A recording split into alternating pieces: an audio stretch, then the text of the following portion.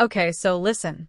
Blake Lively had finally settled everything with Justin weeks before going into a major trial. But the aftermath of her decision is now revealing celebrities who are regretting going against Justin Baldoni to support their favorite woman on the planet. Brandon Slenner is the perfect example of trading your integrity for getting a job. When criticism of Blake's insensitive press tour behavior was reaching its peak, he posted this lengthy message on Instagram. To me, that's completely fine and a valid decision to make if you want to stand by your co-star. But his support went way beyond a simple post. When New York Times published a major article about Blake's lawsuit against Justin Baldoni, Brandon shared the link on his Instagram story, tagging her friend with a red heart emoji and saying, "For the love of God, read this." But what destroyed his reputation was when reports revealed why he was being so vocal. Turns out Blake Lively had been helping him with career opportunities. During the actor strike, when acting work was hard to find, Blake used her friendship with director Paul Feig to get Brandon cast as the lead in a major upcoming movie called The Housemaid. Before this, Brandon had only been playing a small role. He wasn't exactly on the fast track to stardom. But suddenly, he gets the lead in a high-profile movie after spending months defending Blake. On top of that, she also paid for him to take a free trip to Book Bonanza, which is a major reading event for book fans with all expenses covered by her personally rather than by the movie studio. So, she was essentially buying his loyalty with career opportunities and free vacations. When fans put all these pieces together, they started calling him spineless. His Instagram account got flooded with comments from people who saw exactly what was happening. He was selling his integrity for grabbing movie roles. Right now, Brandon had gone completely silent about the movie. He has already realized that talking about an innocent director in exchange for career advancement had permanently destroyed his credibility. And he is not alone, as Michelle followed the exact same pattern.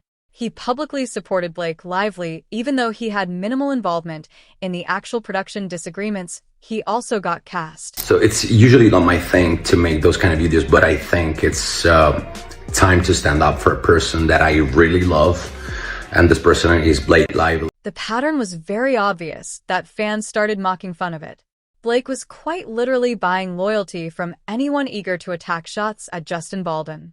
Matter of fact, Jenny Slate's involvement might be the most humiliating thing of all. During the press tour, reporters kept asking her what it was like working with Justin Baldoni, and she simply tried to avoid every question. Is that like having him be director but also scene partner? I mean, what an intense job! Like to have to do so many things. I just found myself being like, wow, I really just want to have one job. Okay, so listen. Blake Lively had finally settled everything with Justin weeks before going into a major trial.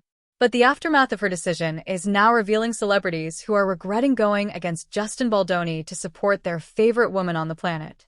Brandon Slenner is the perfect example of trading your integrity for getting a job. When criticism of Blake's insensitive press tour behavior was reaching its peak, he posted this lengthy message on Instagram. To me, that's completely fine and a valid decision to make if you want to stand by your co-star. But his support went way beyond a simple post. When New York Times published a major article about Blake's lawsuit against Justin Baldoni, Brandon shared the link on his Instagram story, tagging her friend with a red heart emoji and saying, "For the love of God, read this." But what destroyed his reputation was when reports revealed why he was being so vocal. Turns out Blake Lively had been helping him with career opportunities. During the actor strike, when acting work was hard to find, Blake used her friendship with director Paul Feig to get Brandon cast as the lead in a major upcoming movie called The Housemaid. Before this, Brandon had only been playing a small role. He wasn't exactly on the fast track to stardom. But suddenly, he gets the lead in a high-profile movie after spending months defending Blake. On top of that, she also paid for him to take a free trip to Book Bonanza, which is a major reading event for book fans with all expenses covered by her personally rather than by the movie studio. So, she was essentially buying his loyalty with career opportunities and free vacations. When fans put all these pieces together, they started calling him spineless. His Instagram account got flooded with comments from people who saw exactly what was happening. He was selling his integrity for grabbing movie roles. Blake Dumbledore Lively. Right now, Brandon had gone completely silent about the movie. He has already realized that talking about an innocent director in exchange for career advancement had permanently destroyed his credibility. And he is not alone, as Michelle followed the exact same pattern. He publicly supported Blake Lively even though he had minimal involvement in the actual production disagreements he also got cast. The pattern was so obvious that fans started laughing at it openly. Blake was quite literally purchasing loyalty from anyone willing to take shots at Justin Baldoni. Matter of fact, Jenny Slate's involvement might be the most embarrassing thing of all. During the press tour, reporters kept asking her what it was like working with Justin Baldoni, and she just tried to ignore every question. That odd silence made fans assume the worst about him. But when court documents got unsealed, the truth about Jenny's involvement came out, and it's honestly kind of what everyone expected. She and other actors had boycotted interviews with Justin Baldoni based purely on rumors Blake had spread, not on any actual evidence or genuine complaints. Under oath during legal proceedings, Jenny's entire story completely fell apart. She admitted she had exactly one single complaint about Justin Baldoni during the entire production. She said she didn't like that he used a particular word one time. And she also admitted that the word wasn't used in a bad way, wasn't a big deal at all, and the issue had been addressed immediately when she brought it up. So yeah, I guess it's pretty obvious Jenny helped destroy a man's professional reputation and tank his career because he said a word once in a non-creepy context. And obviously at this moment she refuses to discuss the settlement or talk about Blake Lively at all, desperately trying to protect whatever's left of her acting career. Quite similar to Isabella Farah, who got pulled into this mess when documents showed that she had texted Justin Baldoni praising him, telling him he was wonderful to work with. But after spending time with Blake during the press tour, she suddenly unfollowed Justin and turned against him. She threw away a positive working relationship just to stay in Blake's good graces. That's what this whole situation did to a lot of people. It made them betray their own positive experiences because they were too scared to be on the wrong side of a powerful celebrity. And the worst part is none of these people had to do any of this. They weren't forced. They made choices. They calculated the risks and decided that backing Blake was worth it. Now they're all living with the consequences. And the consequences are pretty bad. Blake Dumbledore Lively. Now when we're talking about the most high-profile example of someone realizing they picked the wrong side, we have to mention Taylor Swift because nobody else had more to lose by being associated with Blake Lively. Taylor Swift was so invested in their friendship that she actually gave Blake one of her songs, My Tears Ricochet, to use in the movie trailer. But this is where friendship became a weapon. Court documents that came out later revealed that Blake Lively brought Taylor Swift and Ryan Reynolds to a meeting for discussing the movie script. Think about what that meeting must have looked like. You've got a director trying to discuss creative decisions about a movie. And there comes Blake Lively with Ryan Reynolds, who's one of the biggest movie stars on the planet, and Taylor Swift, who might literally be the most famous musician in the world right now. That's not a discussion. That's a display of power designed to make someone feel small. Ryan and Taylor together represent an almost massive amount of influence, and their presence in that room was Blake's way of saying, look, I have people you can't level up to, so you better fall in line. But behind the scenes, this friendship was already starting to rot. As the legal battle got messy, Taylor started doing the math and realizing she was supporting the wrong person. Text messages between them ended up in the court, and they show exactly how Blake actually admitted that she felt like a poor friend and that she had done nothing but complain about drama on the movie set while talking to Taylor. Meanwhile, Taylor also wrote back that reading her texts felt like reading a mass corporate email sent to a list of employees. According to my analysis, that metaphor is basically Taylor telling Blake that in her eyes, this friendship had become completely transactional. Blake wasn't treating her like a real friend anymore. She was treating her like another asset to be used in a fight, just like Ryan Reynolds was being used for showing dominance. The situation got even messier when Justin Baldoni's legal team subpoenaed Taylor Swift, wanting her to testify in court. Well, nobody wants their private texts read in open court, especially not someone as protective of her image and personal life as Taylor Swift is. Her team immediately put out a statement trying to distance her from the whole mess. But as per my analysis, they were just trying to act like, look, Taylor had nothing to do with any of this. She just happened to be friends with someone who is responsible for her own problems. The final proof that Taylor was completely done with this friendship came at the 2026 Met Gala, which was the same day the lawsuit settlement was announced. Everyone expected Taylor to walk the red carpet with Travis Kelce, but instead the couple stayed home just because Taylor wanted absolutely no part of being in the same room as her ex-best friend, especially not on a day when everyone would be watching to see how they would interact with each other. The awkwardness would have been off the charts. Also, when Taylor announced her wedding to Travis Kelce on Instagram, Blake Lively was absent from any likes, comments, or well wishes. Now, what this means is that Taylor has looked at the whole situation and made a big decision to exit the friendship before her own reputation gets burned. A rift, and I think that is an understatement of a word, a rift between Taylor Swift and Blake Lively also attempted to use her former friendships from past movies, specifically from the Sisterhood of the Traveling Pants, which came out years ago. She had developed genuine friendships with Amber Tamblyn, America Ferrer, and Alexis Bledel through that film. And when the controversy reached its peak, there came a joint statement supporting Blake and her claims that Justin Baldoni was running a smear campaign against her. At that time, this was a major win for Blake. Having 3 respected women stand beside her really added credibility to her claims. It made people think, okay, if women who have known her for years are willing to stake their reputations on her side, there must be real truth behind her story.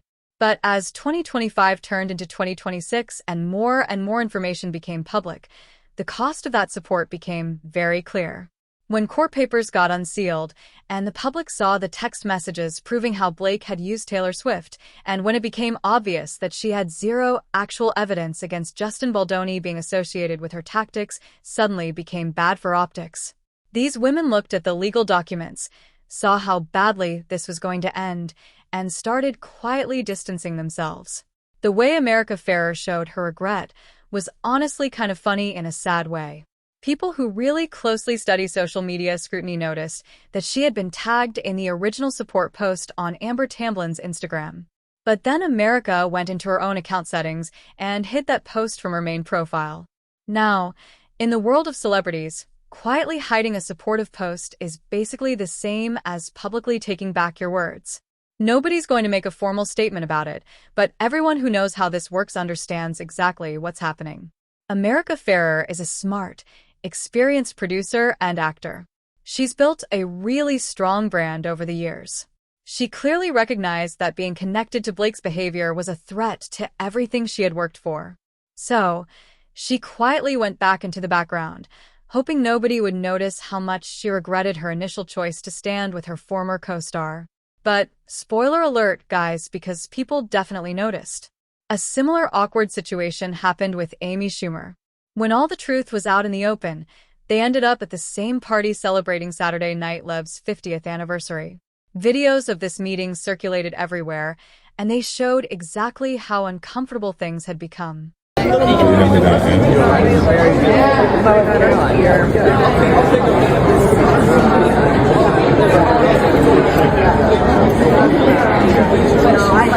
Blake Lively rushed up to Amy and told her she really needed that hug, saying, "God help me."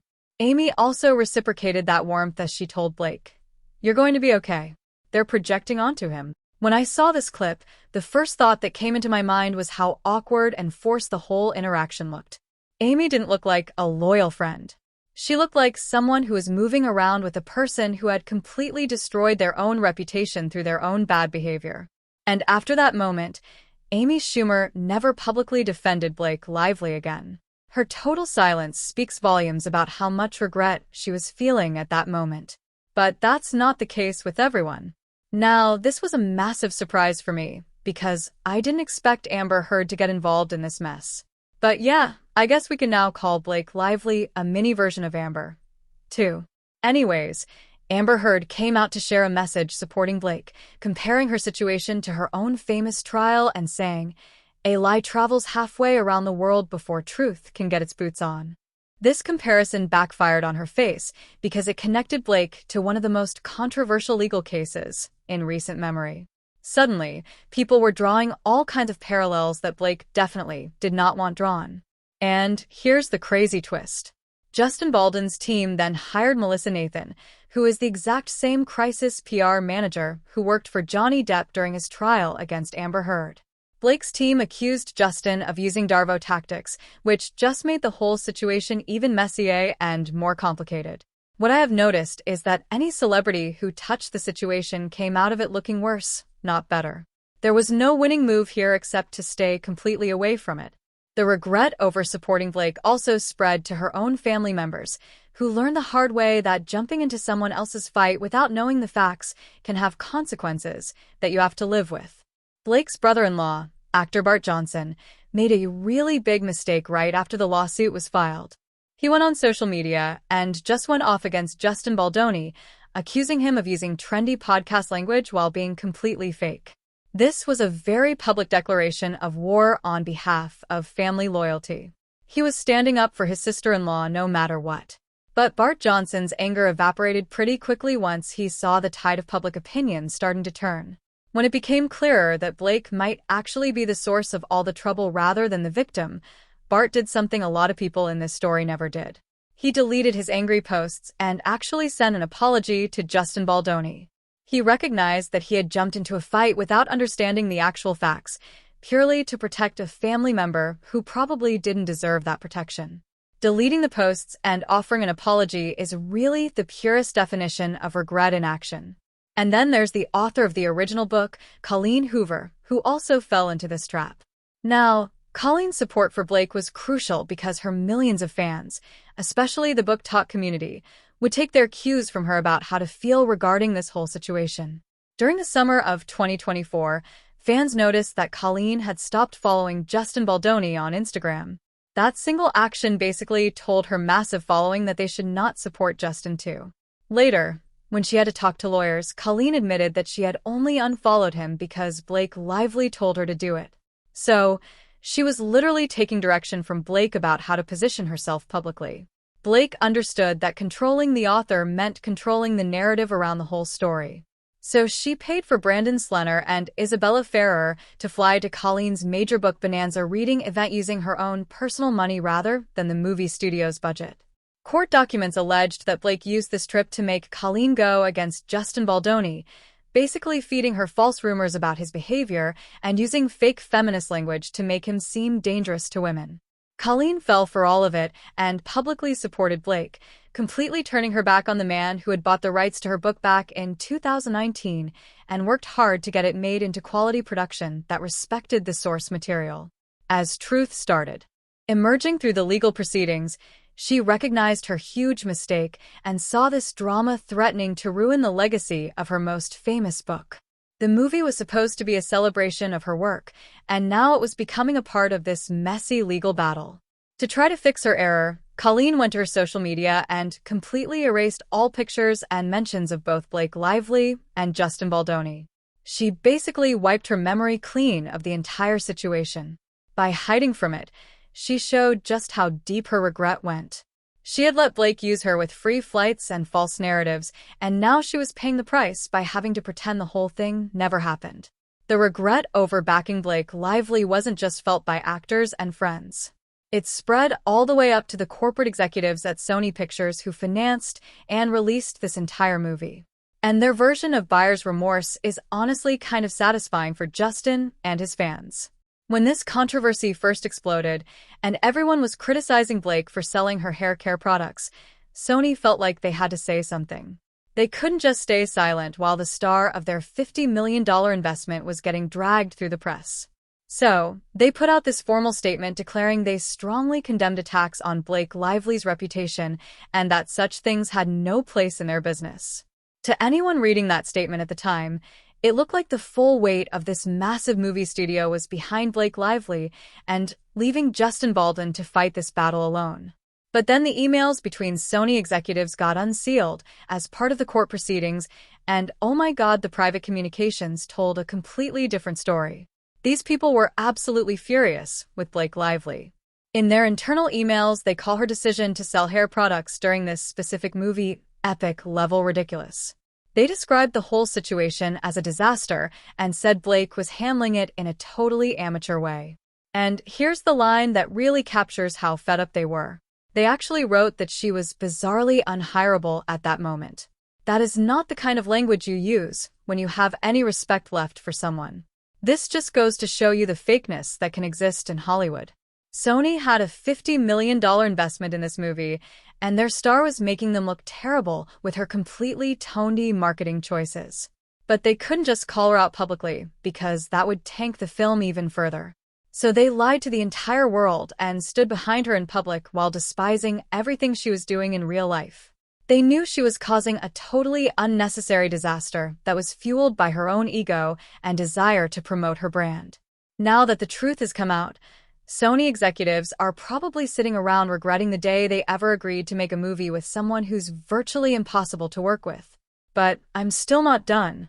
There's more to this story, including the reason why so many celebrities ended up running away from supporting Blake Lively.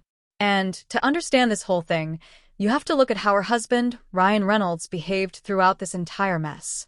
Ryan used his celebrity power in a way that was completely not funny at all.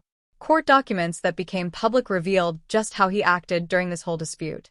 He wrote emails calling Justin Baldoni and Sony executives ineffectual elderly people who didn't know how to communicate properly. He even used his own talent agency WME to put pressure on Justin. He asked the powerful executive Ari Emanuel to go full AI against the director, which is basically an industry code word for using things to destroy someone professionally. And here's the crazy part. W actually dropped Justin Baldoni as a client. They fired him. Ari Emanuel publicly stated he let Justin go because he was ride or die for Ryan Reynolds and Blake Lively. That's basically admitting the agency took sides based on personal loyalty to their bigger money-making client rather than any actual professional judgment about who was right or wrong. The most disturbing part of Ryan's behavior involved a fake apology letter. He wrote a phony apology document and tried to force Justin Baldoni and his partner Jamie Heath to sign it. This letter would have forced them to take all the blame for all of Blake Lively's negative press coverage. They would have had to admit they did something wrong, even if they didn't. When they refused to sign this obviously fake document, Ryan got angry. The type of tactics caused major stars to panic and distance themselves even before the truth came out. Court documents revealed that Ben Affleck had been contacted by Blake Lively, who asked him to watch her private edit of the movie. In that communication, she called Justin a chaotic clown.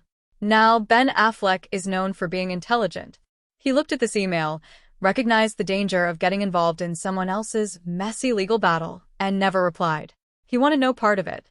Hugh Jackman was standing right there on the set when Ryan Reynolds reportedly screamed at Justin.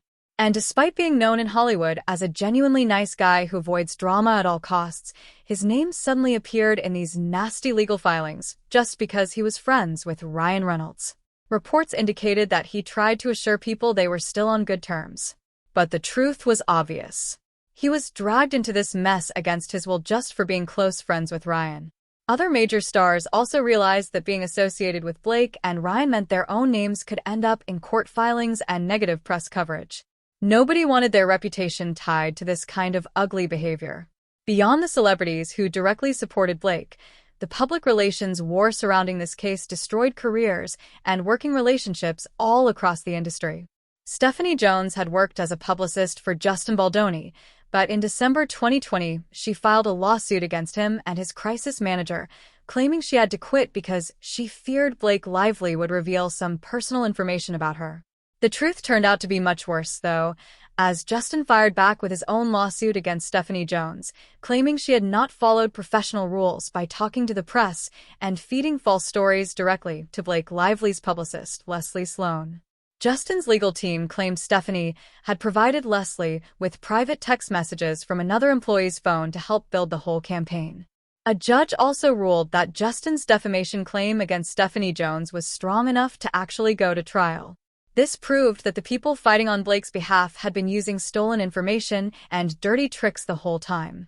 Liz Plank, who had hosted a podcast with Justin Baldoni, attended the movie premiere without standing beside him and then quit the podcast entirely because of Blake's allegations. Hassan Minhaj had given Justin Baldoni an award for his work helping women.